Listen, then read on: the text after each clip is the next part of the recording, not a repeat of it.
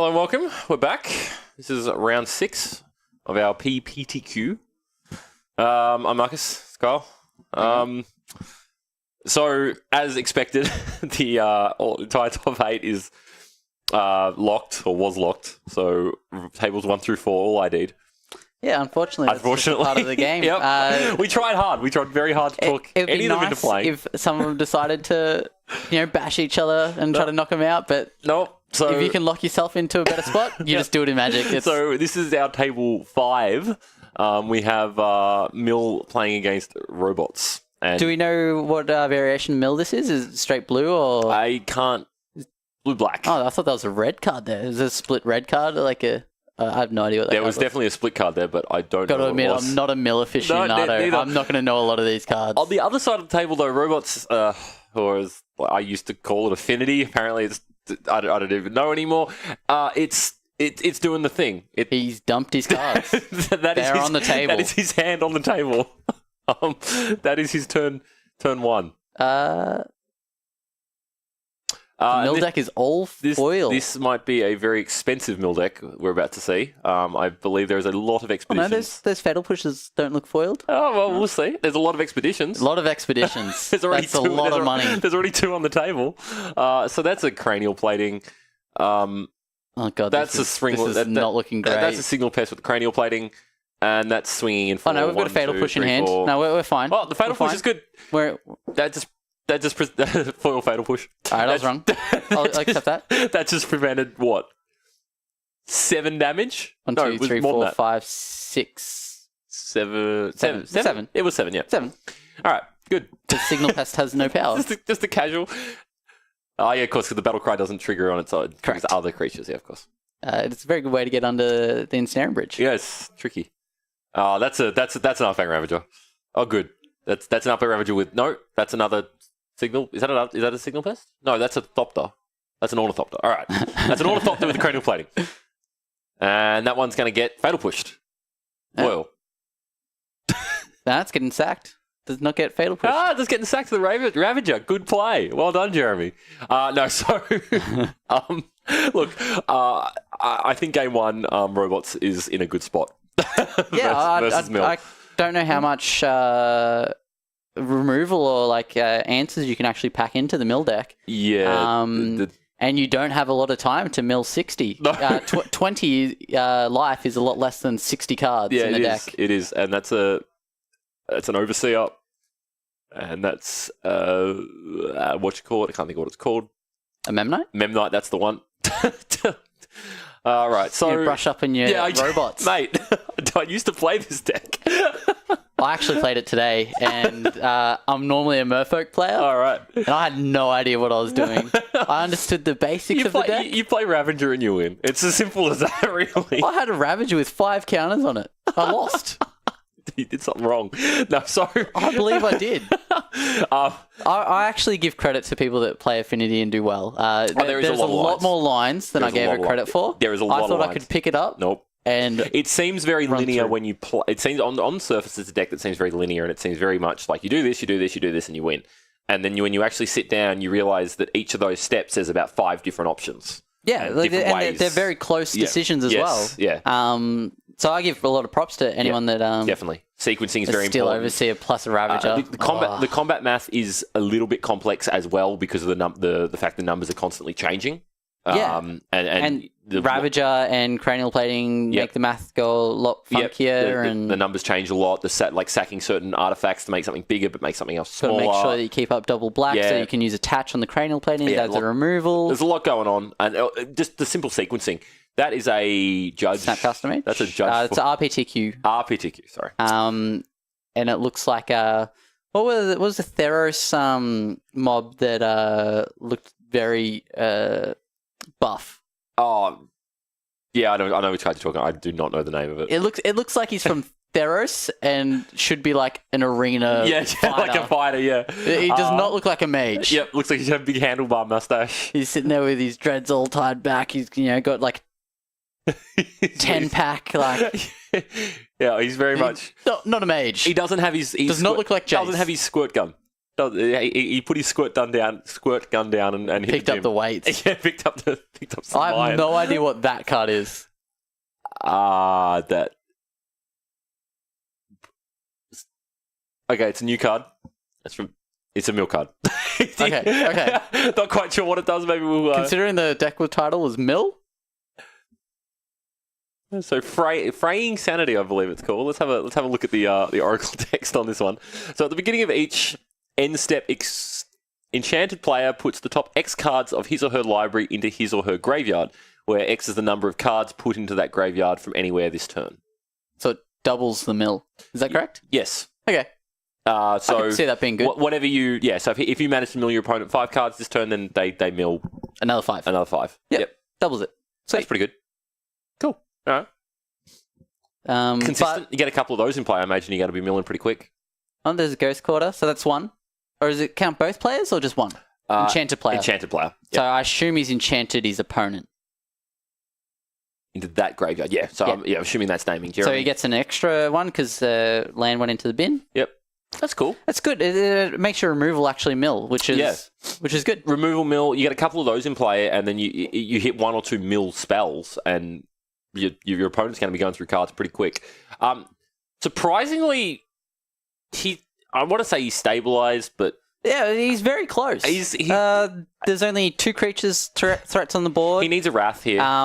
That Steel Overseer is huge. Yeah, huge. The modular. The modular. 1, 2, 3, 4, 5, 6, 7, 14, 7. 14, 7. Good. So he has a turn. Yep. But even if he does answer that, it just gets shifted onto the Vault Scourge. Yeah, the Vault Scourge is going to go. So what he really needs, that is I don't know. It's foil.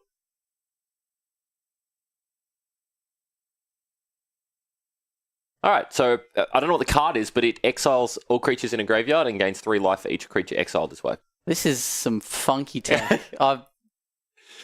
It's Crypt Incursion? Yeah, Crypt Incursion, that's the one. Good. These are some cool cards. I've not seen these cards in Modern before. This is great. He's got them in foil too. The only mill deck I've ever versed is the one that plays Jace's Phantasm, I believe it's called. Yeah. If you have 10 cards in a graveyard, it becomes like a 5/5? Yeah, it gets big. It's like suddenly my mill deck is now, I'm going to attack you. Yeah. It's kind of like... So that was a 14, as you said, that was a 14/7. So... Looking at the hand, I don't see any removal. Yeah, so he needs a Wrath. He needs some kind of a Wrath effect here. Otherwise, so yeah, split the damage. Both are lethal, and I believe that is all she wrote for game 1. Unless there's some sweet fog. I don't know. We've seen some funny stuff come out of this mill deck. He might have a fog. There could be some. I mean, he's playing. He's definitely playing all the archetype, the cards you would expect a mill deck to play, but does not have one at this point in time. So that is game 1 going in favour of Jeremy Maitland. So going into sideboard, I'm not sure Jeremy has anything prepared for mill. I don't think you can prepare for mill. This is the same argument we had last round. Yeah, you just want to be... Yeah, exactly. You can't prepare for fringe decks. No, exactly. And not to mention, I mean, the answer to most mill decks is just to be faster. In which case, Jared... So... there we go. 2 Etched Champions and 2 Thoughtseize are coming in. Yeah, so Thoughtseize is definitely relevant to rip the relevant cards out of the hand. Yep. It's just a good catch-all.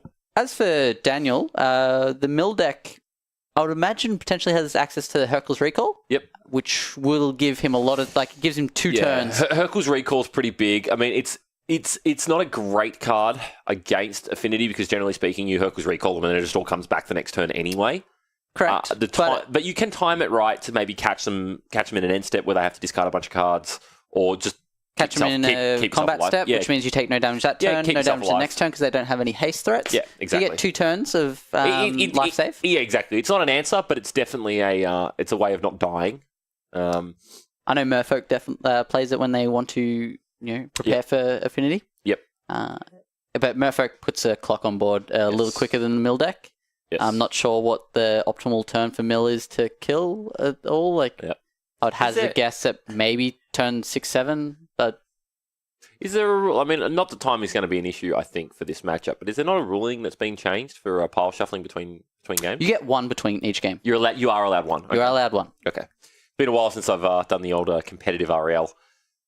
Yes, obviously being a PPTQ, this is obviously this is competitive REL. We have our local level 2 Judge Jimbo. Yep, Jimbo's a very good judge. On the case.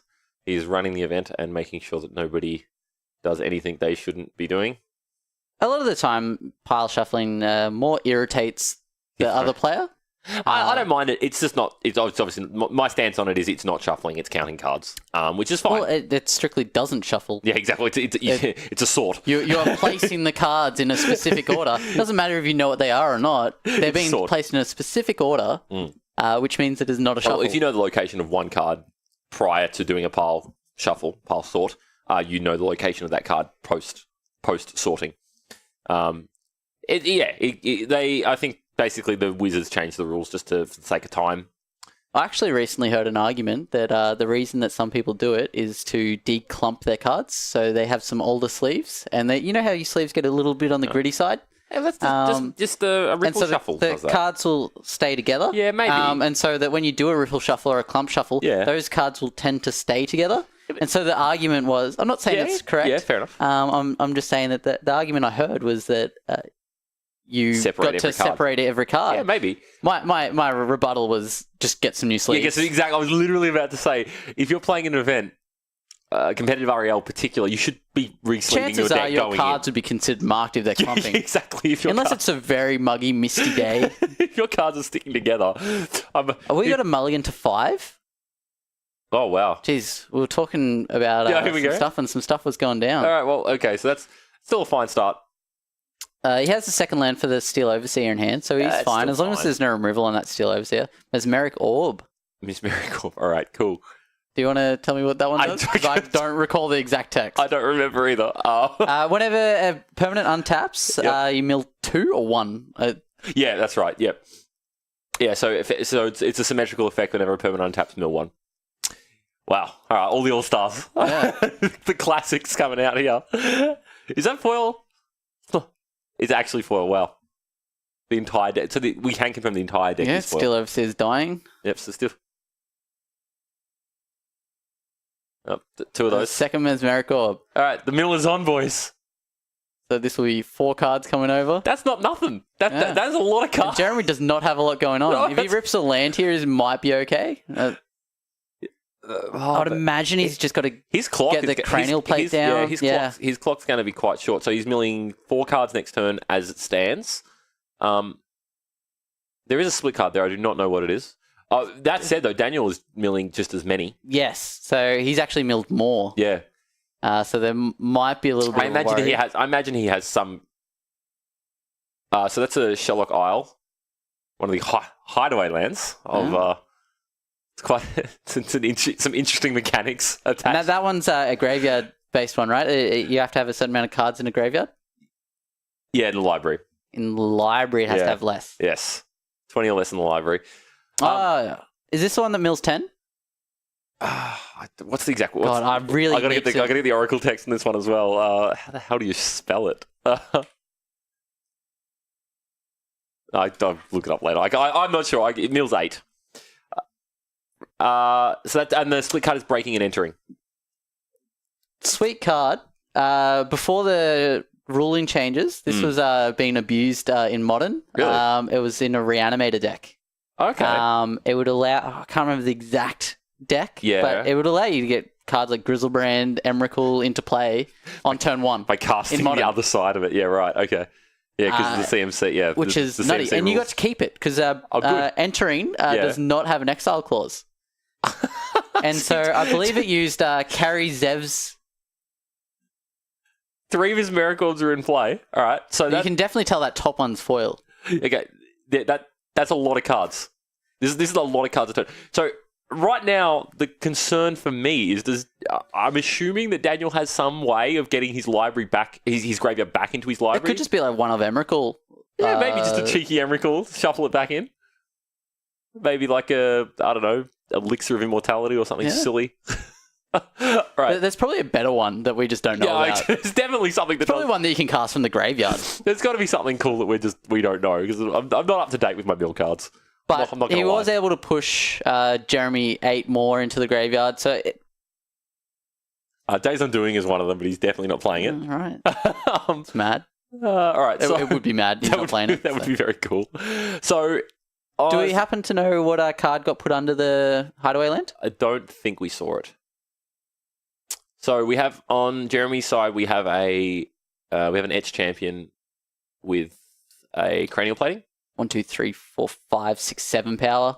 Not bad. It's 2-turn clock. Yep, but I actually think he has. No, it did not. Still good. We did not see what that card was. So it's a Glimpse of the Unthinkable, which is mill. A lot. A lot? Is it 10? Yeah, mill 10. All right. So there's a mill 10 sitting underneath the Hideaway Land there. And another Cryptic That's some life gain. That's a lot of life gain. That's a lot of life gain. I think Does Cryptic Corrosion get to just target as many creatures as they want? Or is it all? It looks like... What's the wording on it? I would assume it's any number? I'm not sure the exact wording, but... Anyway. In almost every... That's a lot of life. Oh, his name just changed to 43. That is incorrect. His life total is 43. Sorry. Our producer's hitting the wrong button there, apparently. Anyways. So yeah, 45 up to life. 45 life. Look, Jeremy's in a spot here. I'm not sure what the, What do the you do? turnaround from here is. What do you do? Inkmoth Nexus, if he had it, would be a good one. Yeah, that's not a bad one. But it looks like he maybe has 15 to 25 cards left in his deck. Somewhere in that range. Yeah, there's not a lot left, and he's not doing a lot of he's damage. milling 3. No, He's scooping it up. He's done. He's seen enough. I think the other cool thing about Mill is you actually get to see So much of your deck. so much of the other person's deck. Opponent's deck, yeah. Which I don't think it's Affinity. Everyone knows Affinity. There's not much tech that comes there's out. some variations, but it's definitely not. That was great. 3 Mesmeric Orbs. That was mad. That's how we do it. Get it done. and a Crypt Incursion hitting 10 creatures. Look, you were 30 pressuring life. me? Well, no more. I just gained 30 life. Modern Mill, ladies and gentlemen. And I mean, look, granted, both these players are 3-2, which is close. it's not bad. I mean, like If 4-1 made the cut. If there wasn't shakes, yeah, one of them most likely would get in. Mm-hmm. They had the best breakers, I believe, being on the 5th table. They were on table 5, so they were pretty close. So if one person doesn't shake, or 2 people, because you have to have 2 people to play. Yeah, of course. Yeah. The winner of this would most likely move in. Yeah, it's very likely. And that's the cool. I mean, it's Mill. Like it's strange to see, but it's obviously done well, and it's doing well. We just saw it clean up an Affinity deck. 1 game left, obviously, but who knows? We might see 3 more Mesmeric Orbs.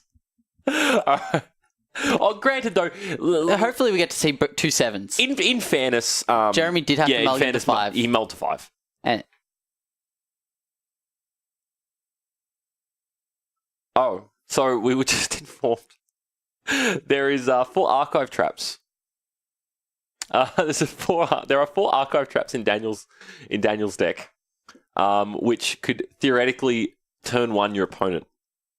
So we actually Against if they were fun to. fact, I'm from Bendigo. Yeah. We used to have a guy that played Blue-White Mill. Yep. With Supreme Verdicts and Path to Exiles and some removal and Sure, whatnot. yeah. And he did play Archive Trap, and it was the funniest thing ever. Because I played Merfolk, I don't fetch, I don't Yeah, search of my course, you're library. not playing fetches, yeah. And it was hilarious. Like he would Ghost Quarter your land, and it was correct to not search your library. Because you could just lose. Because you could just lose. Got him with 4 archive traps. Yeah, I did it once. Got milled like 26 because he had 2 of them. Oh, good. And I was never again. Yeah, never again. He's Ghost Quarter your land. All right. All right, Okay. yeah, I don't want it. I don't want it. Don't need it. Didn't want that land anyway. That's terrifying. All right, so that is a Hedron Crab. that's a Hedron Crab. All right, that's a Mini Mesmeric Orb. Yeah, it's on on a body. Mesmeric, on a body. That's a Vault which Surge. Isn't that relevant against Affinity? Most of Affinity's threats are flying. Yep. Relevant threats, I should say. Not going to be doing much blocking, and if it is, it's probably going to die in the process. So Maitland, it looks like they both did keep their 7. There's a So so the Hedron Crab, they're hitting 3 cards. Some very nice Ravnica foils. Yeah, I really like that. They're doing Sorry, full arts more often. Zendikar foils rather, not Ravnica. I'm really happy that they're doing the full arts a lot more. Yeah, the foil land's nice. I like it. I like it. I mean, I've never been one to collect foils, but I do like. Oh God, here we go. That's a lot of mill happening. That's already a lot of mill. 1, 2, 3. All right, Yep, that's a lot. So Daniel is sitting on a Hercules Recall in hand at the moment. He's got to be feeling pretty good right now. Well, he's not on a lot of life total pressure. Jeremy only has 1 power on board. The Ravager could change that a little, but it probably doesn't this turn. Yep. He wants to build out a bit more. But now that he's committing a bunch more to board, this Hercules Recall just improves so much. Yeah, so currently Jeremy has 2 cards in hand. So if he was to Hercules Recall here, he could. I think he actually. I think he's stoked to just wait. To be honest, wait a little bit more. Yeah, maybe. Wait till Jeremy commits a bit more to the board because he needs to. No, we did not see what went under, but that was another Shelldock Isle, and that was a breaking and entering put underneath it. Breaking and entering is just not as impressive when it's not bringing a Grizzlebrand into play. It's still mill 8, which is... You've tainted me now, because now the only thing that card should ever be doing is well, turn it can't even do it anymore, because they changed the ruling. Because it used to come into play because of the Karizev's expertise. Yes. Or the expertises, in general. Which allowed you to cast a card with CMC less, but you could then cast the other side. Correct. Yeah. So, breaking is 2 CMC. Yep. And entering was 4 or 5. It might even be 6. Either way. It's more than 2. You could cast it off the expertise. So you could cast it off the other side. Yeah. Now that the only card that can actually do that, I believe, is the Gearhulk blue one. Yes, which is... Torrential Gearhulk is the that does allow you to do it. But it specifies the instant sorcery part of it. Yes. And there's another Mesmeric Orb. The second orb. Daniel's got to feel real good here. So the downside to the Hercules Recall is that the Mesmeric Orbs will come up into the hand as well. Yes. Because it's all... Hercules Recall is target player. Yeah, it bounces target players' artifacts. Jeez. Yeah, so... It's one-sided too. It's one-sided. So yeah, Jeremy... Oh, there's another... Oh.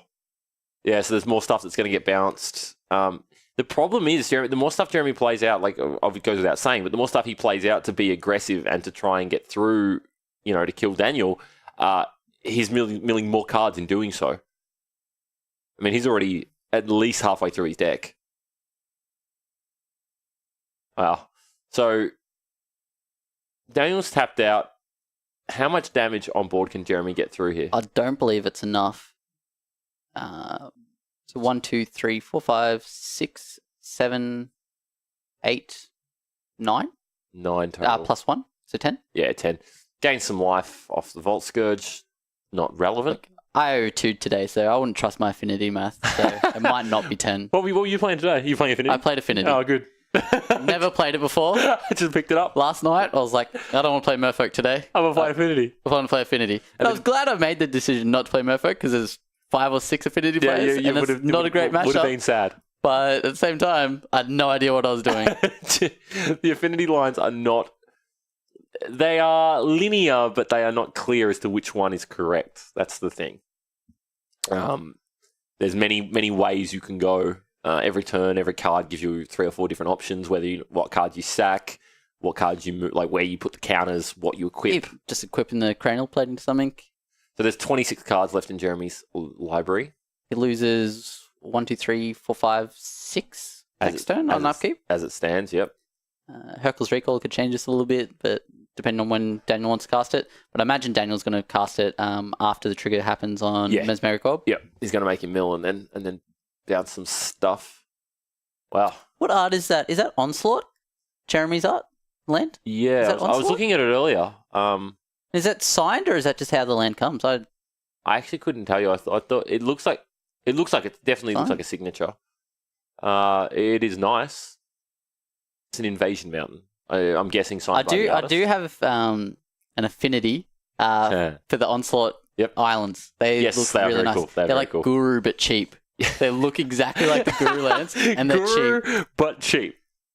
Yeah, fair enough. I mean, Guru lands are what, like Oh, what are they? Too much. Yeah, just Too much. a lot, right? There's just a large amount. And then you got the APAC lands, which are expensive. Yeah. And lands are dumb. we recently had another land that went out. Yeah, so it's about $200 for the APAC lands currently. We had a new land be printed that got given to new players. Oh, right. I can't remember what that was called, but Yep. they're worth about $30 now. Yeah, lands. Everyone plays lands, and the various harder to find variations of them. Some people are elitist on their lands. Yeah. Here we are discussing them. There's a game going on. We're talking about lands. No, so so it looks like Hedron Crab's going to jump in front of The Ravager. Jump in front of the Ravager. Is he sort of asking for the sack to happen? Is that what he was looking for? I think so. It's lethal regardless of that. Is 1, 2, 3, 4, 5, 6, 7, 8, 9. Yes. Yeah. So Jeremy didn't have to sack anything. No, but the Hercules Recall is going to bounce a whole lot of artifacts. And he's down to one land. Jeremy's down to one land and many cards. So this in has hand. pushed him back 2 turns, essentially. He will be able to play back. He'll be able to rebuild it a lot. He might be able to get away without discarding. But we will see. He's just got to math it out because he's just got about 14 cards in hand. Yeah. Oh, yes. So the problem is, by playing everything back out, he is then milling 3 times the amount of things that are tapped. I believe he has to, though. I think that's the only way he wins.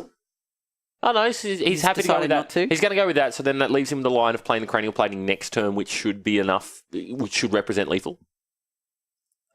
Does it? I think if he gets the Will cranial... he get enough artifacts on board he to should represent it?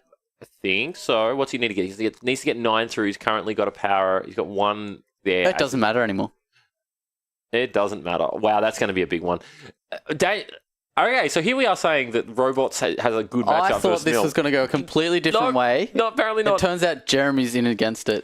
So apparently the only way Robots beats this mill deck is if you're really fast.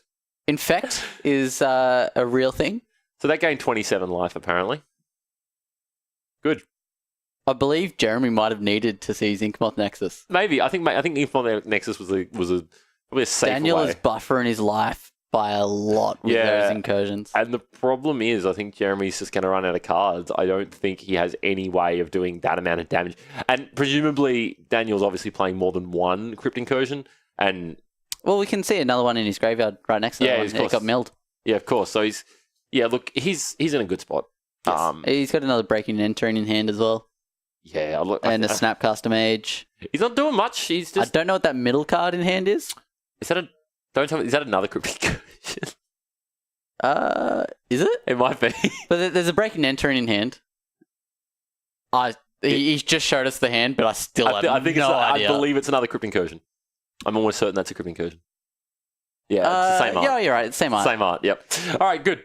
Sorted. So Daniel's pretty safe. I don't think he's dying anytime soon.